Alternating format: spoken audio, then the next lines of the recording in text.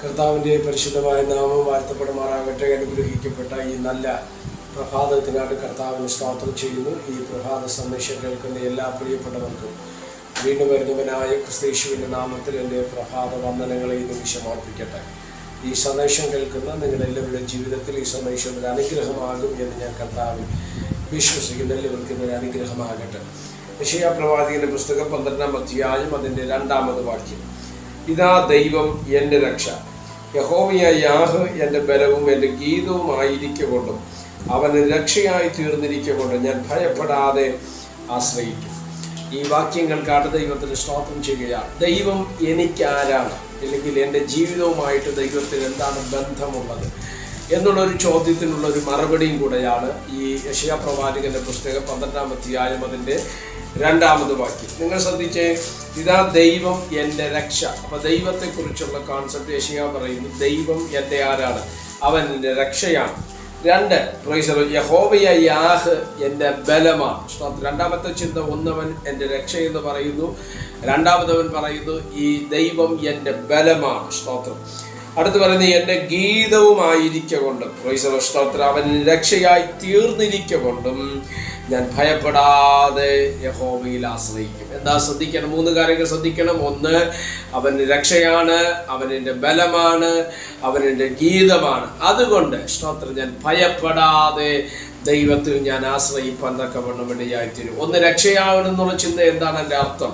നഷ്ടത്തിലേക്ക് പോകുന്ന, ശൂന്യതയിലേക്ക് പോകുന്ന, ഇന്നത്തെ പുതിയ നിയമ കോൺസെപ്റ്റിലേക്ക് നമ്മൾ കടന്നു വരുന്ന സമയത്ത് നരകത്തിൻ്റെ അവകാശികളായിരുന്നു നമ്മെ, അല്ലെങ്കിൽ ശിക്ഷയ്ക്ക് യോഗ്യരാകേണ്ടിയിരുന്ന നമ്മെ, ശിക്ഷയ്ക്ക് പാത്രീഭൂതരാകേണ്ടിയിരുന്ന നമ്മെ അവൻ ശിക്ഷയിൽ നിന്നുള്ള വിടുതൽ നൽകി നമ്മെ രക്ഷിപ്പാൻ തക്കവണ്ണം ഇടവന്നു എന്നുള്ളത് യാഥാർത്ഥ്യമല്ല. അതുകൊണ്ട് ദൈവം എൻ്റെ രക്ഷയാണ്. 2 പറയുന്നു, അവൻ എൻ്റെ ബലമാണ്. സ്തോത്രം. എന്താ വാക്കിൻ്റെ അർത്ഥം? അത് നമ്മുടെ ബലം ചോർന്നു പോകുന്നു. ഒരുപാട് സാഹചര്യങ്ങൾ നമ്മുടെ ജീവിതത്തിൽ കടന്നു വരും, അല്ലേ? നമ്മൾ പ്രാർത്ഥിക്കുന്നവരാണ്, ദൈവത്തിൽ ആശ്രയിക്കുന്നവരാണ്, ദൈവത്തെ സ്തുതിക്കുന്നവരാണ്, ദൈവത്തിന് മഹത്വം കൊടുക്കുന്നവരാണ്.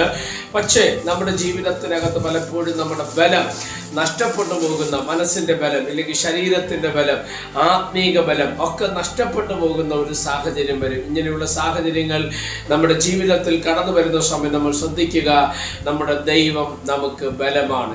3-ാമത്തെ ചിന്ത, അവൻ എൻ്റെ ഗീതമായിരിക്കൊണ്ട്. സ്തോത്രം. എന്താ ഗീതം? പാട്ടുപാടുക, ദൈവത്തെ സ്തുതിക്കുക.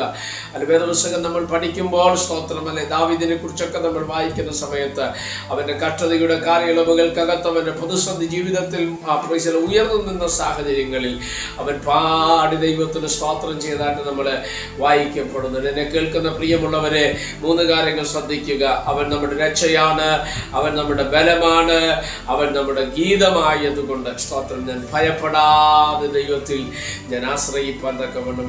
ഏത് മേഖലയുമായി ബന്ധപ്പെട്ട് നമ്മൾ ദൈവത്തിൻ്റെ അടുക്കൽ പോയാലും അത് നമുക്ക് അനുഗ്രഹവും നന്മയുമായി മാറുവാൻ തക്കവണ്ണം ഇടവരട്ടെ. അതിനുവേണ്ടി ദൈവകരങ്ങളിലേക്ക് നമ്മെ സമർപ്പിക്കുക, പ്രാർത്ഥിക്കാം. പരിശുദ്ധനായ ദൈവമേ, സ്വർഗീയ നല്ല പിതാവേ, സന്ദേശത്തിനാണ് നന്ദിയോടെ കർത്താവിന് സ്തോത്രം ചെയ്യുന്ന സന്ദേശം കേൾക്കുന്ന എല്ലാ പ്രിയപ്പെട്ടവരെ തൃക്കരങ്ങൾ തരികയാണ്. അവിടെ നിന്ന് ചെറുകടിയിൽ ഞങ്ങളെ മറച്ചാട്ട് അത്ഭുതങ്ങളെ സ്വർഗം ഞങ്ങൾക്ക് വേണ്ടി ചെയ്യും. മഹത്വം അങ്ങേക്ക്. യേശു കർത്താവിൻ്റെ നാമത്തിൽ പ്രാർത്ഥനകളെ കേൾക്കണം, സ്വർഗീയ നല്ല പിതാവേ. ആമേൻ. എല്ലാവരെയും ദൈവം അനുഗ്രഹിക്കട്ടെ. God bless you.